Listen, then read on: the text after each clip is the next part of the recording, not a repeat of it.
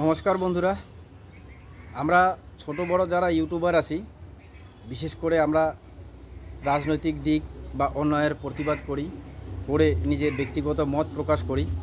এরকম অনেক ইউটিউবার আছি যারা আমরা কিছু ইউটিউবারকে দেখে আমরা আমাদের এই লক্ষ্য স্থাপন করেছি যে আমরাও ইউটিউব করে এবং সোশ্যাল মিডিয়ার মাধ্যমে আমরা আমাদের ব্যক্তিগত মত এবং আমাদের আশেপাশে যে অন্যায় অবিচারগুলো হচ্ছে তার বিরুদ্ধে আমরা ভিডিও বানাই বা ভিডিও পোস্ট করি। তো এরকমই একজন ইউটিউবার হচ্ছে, যার ভিডিও আপনারা দেখেই থাকেন, আরামবাগ টিভি, শফিকুল ইসলাম।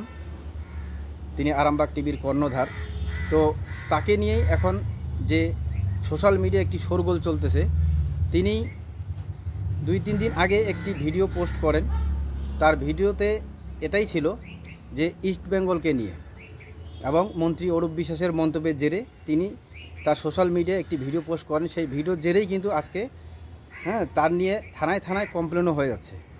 তো তিনি তার ভিডিওতে কি বলছেন, কারণ ইস্ট বেঙ্গল যে ক্লাব আছে সেই ক্লাবের একটি নিজস্বই তাদের অনুষ্ঠানে মন্ত্রী অরূপ বিশ্বাস আসেন এবং তিনি সেখানে এসে তিনি তার বক্তৃতা রাখেন যে সম্প্রতি যখন দেশে এনআরসি নিয়ে আলোচনা চলতেছিল, তিনি তখন সেই ইস্ট বেঙ্গলের কোনো ব্যানারে দেখা পান এবং দেখে তিনি মুগ্ধ হয়েছেন যে সেখানে লেখা ছিল যে আমরা এনআরসির কোনো কাগজপত্র দেখাবো না বা দেখাতে চাই না। তো এই বক্তৃতার জেরেই ইস্ট বেঙ্গলের ফ্যান ফলোয়ার্স তো অনেকেই আছে, তার মধ্যে শফিকুল ভাইও একজন। তো তেনার এই বক্তব্য খারাপ লাগে এবং তিনি সম্প্রতি একটি ভিডিও প্রচার করেন এবং ভিডিওতে তিনি এটাও বলেন যে ইস্টবেঙ্গল কি কোনো রাজনৈতিক দল যে সেখান থেকে এই ধরনের মন্তব্য অরূপ বিশ্বাস করতেছেন। এবং এই মন্তব্যের জেরেই কিন্তু আজকে থানায় থানায় আরামবাগ টিভির যে কর্ণধার শফিকুল ভাই তার এগেনস্টে কিন্তু কেস হচ্ছে। তো আমরা যারা এরকম ইউটিউবার আছি, যারা ইউটিউবের মাধ্যমে সোশ্যাল মিডিয়ার মাধ্যমে ব্যক্তিগত মত প্রকাশ করি, তারা বেশিরভাগ বা বিশেষ করে আমি বলবো আমার ব্যক্তিগত কথা যে আমি কিন্তু এই শফিকুল ভাইয়ের মতো লোককে দেখেই ইউটিউবে আসছি। ইউটিউব প্ল্যাটফর্ম এমনই একটা প্ল্যাটফর্ম যে আপনার ব্যক্তিগত মত এটার মধ্যে প্রকাশ করতে পারেন এবং দশের সামনে, জনগণের সামনে নিজের ব্যক্তিগত মত শেয়ার করতে পারেন। তো কিছুদিনের মধ্যে দেখা গেল যে এই ইস্টবেঙ্গল কর্তৃপক্ষ তারা একটা প্রেস মিট করলেন এবং প্রেস মিট করে তারা কিন্তু শফিকুল ভাইয়ের মন্তব্যের জেরে তারা কিন্তু বললেন যে শফিকুল ভাইয়ের ভিডিও প্রকাশিত হওয়ার পরেই ইস্টবেঙ্গলের সমর্থকদের মধ্যে উত্তেজনা সৃষ্টি হচ্ছে এবং নানা রকম তৈরি হচ্ছে, মানুষের মনে ক্ষোভ তৈরি হচ্ছে। তো এবং তারা এটাও বলেন যে জনৈক ইউটিউবার তেনার সুস্থ মস্তিষ্কের কামনা করেন এবং তাকে নিয়ে অনেক রকম মন্তব্য করেন। কিন্তু সেই প্রেস মিটেই কিন্তু একজন পত্রিকা ছিলেন, পত্রিকা না, তিনি একজন পত্রিকায় ছিলেন। তিনি কিন্তু সেখানে জিজ্ঞাসা করেন যে মন্ত্রী অরূপ বিশ্বাসের যে মন্তব্য, তেনার মন্তব্যের জেরে ইস্টবেঙ্গল কর্তৃপক্ষ কি করলেন, সেটা কি বিরোধিতা করা হয়েছে? তার পরিপ্রেক্ষিতে তারা বলেন যে না, মন্ত্রী অরূপ বিশ্বাস যে বক্তব্য রেখেছেন সেই বক্তব্য তেনার পার্সোনাল, ব্যক্তিগত, এবং ব্যক্তিগত বাক স্বাধীনতা সবারই আছে, তিনি তার ব্যক্তিগত বাক স্বাধীনতা রেখেছেন। তো তিনি যদি একজন মন্ত্রী হিসেবে বাক স্বাধীনতা রাখার পরিপূর্ণভাবে ব্যক্তিগত স্বাধীনতা পান, তো এখানে শফিকুল ভাই আরামবাগ টিভি তিনিও তো তার ব্যক্তিগত মত প্রকাশ করেছেন। তেনাকে সেই মন্ত্রী অরূপ বিশ্বাসের বক্তব্য খারাপ লেগেছে এবং ইস্টবেঙ্গলের ক্লাবের একজন তিনি ফ্যান হিসেবে তার খারাপ লাগছে, তিনি সেটাই কিন্তু তার সোশ্যাল মিডিয়ার মাধ্যমে বক্তব্য পেশ করেছেন। তো তার এগেনস্টে এত তৎপর হয়ে ইস্টবেঙ্গল কর্তৃপক্ষ নেমে পড়েছে যে তার এগেনস্টে মামলা হচ্ছে, অনেক কিছুই হচ্ছে তার এগেনস্টে। তো এগুলা করে আমার ব্যক্তিগত মত, এগুলা করে হয়তো তারা এটাই দেখাচ্ছে বা টিএমসি থেকে তারা এভাবেই শফিকুল ইসলামকে বশ করার একটা ব্যবস্থা চলতেছে। এটা আমাদের আর বোঝার দেরি নাই। তো কাজেই আমরা বিশেষ করে বিশেষ করে আমাদের মতো যারা ইউটিউবার, আমরা বেশিরভাগ শফিকুল ভাইয়ের সাপোর্টার আছি, শফিকুল ভাইয়ের সাপোর্ট করি। আমরা এটাই বলবো সোশ্যাল মিডিয়ার মাধ্যমে যে শফিকুল ভাই তুমি এগিয়ে যাও, আমরা তোমাদের পিছনে আছি বা তোমাকে সাপোর্ট করছি।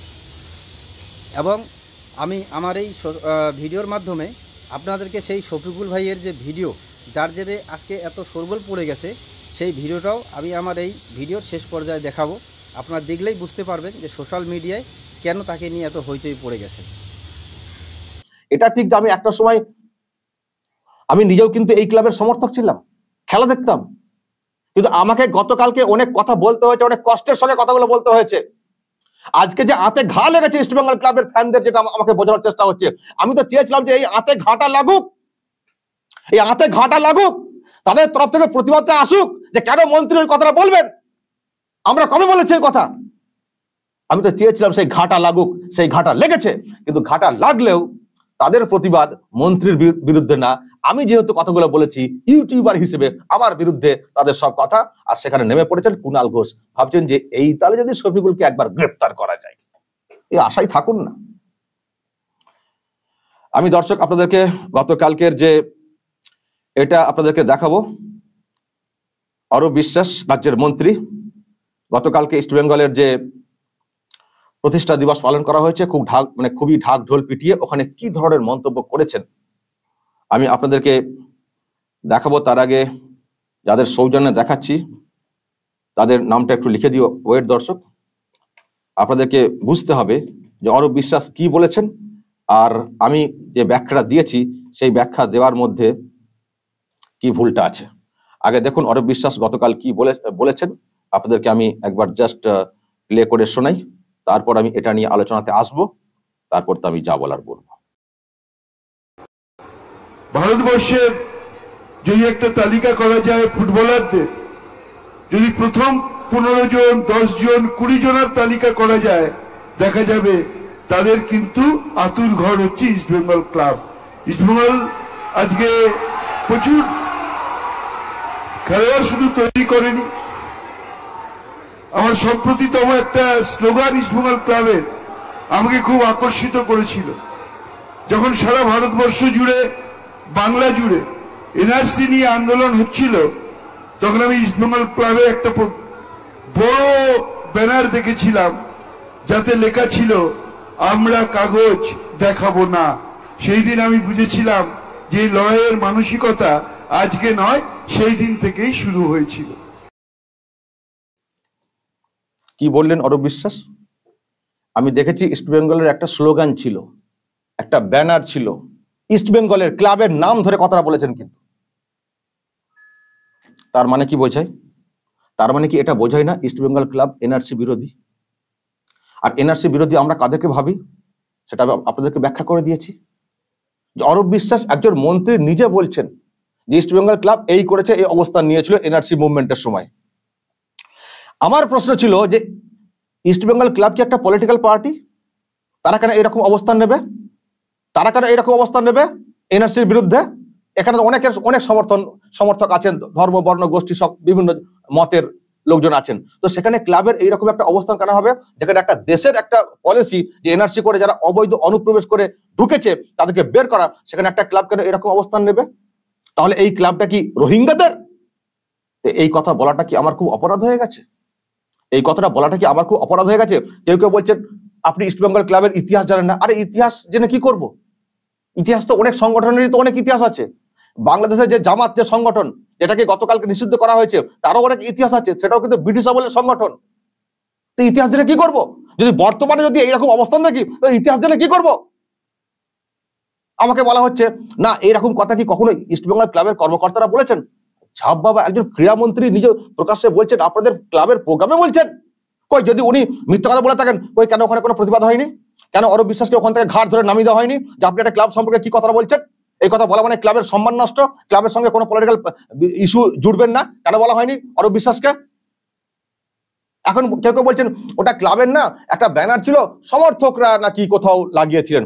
সমর্থকরা লাগিয়েছিলেন? উনি তো পরিষ্কার বললেন ইস্টবেঙ্গল ক্লাবের স্লোগান। উনি তো পরিষ্কার বলেছেন গতকালকে ইস্টবেঙ্গল ক্লাবের স্লোগান, ইস্টবেঙ্গল ক্লাবের অমুক, ডাইরেক্ট ক্লাবের নাম ধরে বলেছেন। তো কই যখন উনি ভুল বলছেন আপনারা বলছেন কেন ওনাকে ওখান থেকে বের করে দেওয়া হয়নি, কেন এটা নিয়ে কোনো প্রতিবাদ হয়নি? আমাকে এত কথা বলছেন হোয়াটসঅ্যাপ করে নানানভাবে, কেন একটা সোশ্যাল মিডিয়াতেও কেন একটা ক্যাম্পেইন হয়নি ওনার বিরুদ্ধে? যে অরূপ বিশ্বাস এই কথা কেন বলেছেন? ওনার জন্য আজকে আমাদের ক্লাবের বদনাম হচ্ছে, আজকে আমাদের ক্লাবের সম্পর্কে ভুল ধারণা তৈরি হচ্ছে, আমাদের ফ্যানেদের মধ্যে একটা বিভাজন তৈরি হচ্ছে। কেন ক্লাবের তরফ থেকে কেউ কেন কিছু বলেননি এখনো পর্যন্ত? শফিকুল কেন এই খবরটা করেছেন? কেন রোহিঙ্গা শব্দটা জুড়েছেন? বিরাট অপরাধ করে ফেলেছেন, বিষ ছড়াচ্ছেন, গোটা ময়দানে সব ক্লাবের প্রতিবাদে নামা উচিত। আবার বলছেন প্রশাসনেরও নজর রাখা উচিত। বাপরে বাপ, বাহ! কুণাল ঘোষ তো একজন সাংবাদিক ছিলেন, রাজ্যসভার এমপি ছিলেন, মাঝখানে জেলও খেটেছেন 3.5 বছর, আমাকেও খাটিয়েছেন, যদিও বেশি দিন রাখতে পারেননি। কুণাল ঘোষ 3.5 বছর ছিলেন।